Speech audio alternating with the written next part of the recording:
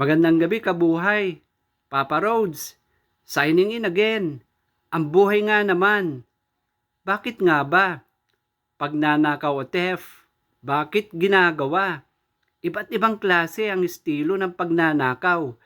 Sa mundong ibabaw, paghablot ng kwintas, pang-hold up, akyat bahay, shoplifter, budol-budol, pickpocket, laglag barya, bank robbery, at marami pang iba. Pagnanakaw, ilan na bang buhay ang pumanaw? Ilan na bang luhang tumulo dahil lamang sa marahas at nakakatakot na gawaing ito? Bakit nga bang tao ay magawang magnakaw?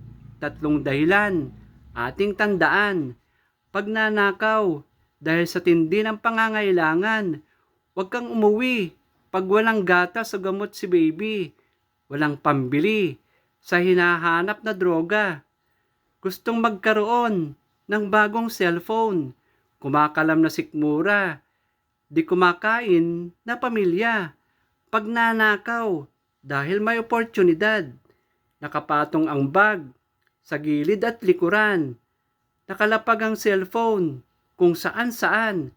Naglalakad na mag-isa sa madilim na daan. Nilalagay ang pitaka sa likod ng bulsa, lalo na sa mataong lugar. Madaling makuha sa matatamis na salita.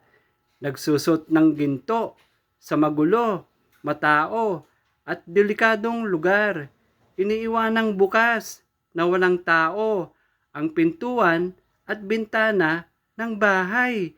Hindi alerto at mapagmatyag sa lahat ng oras.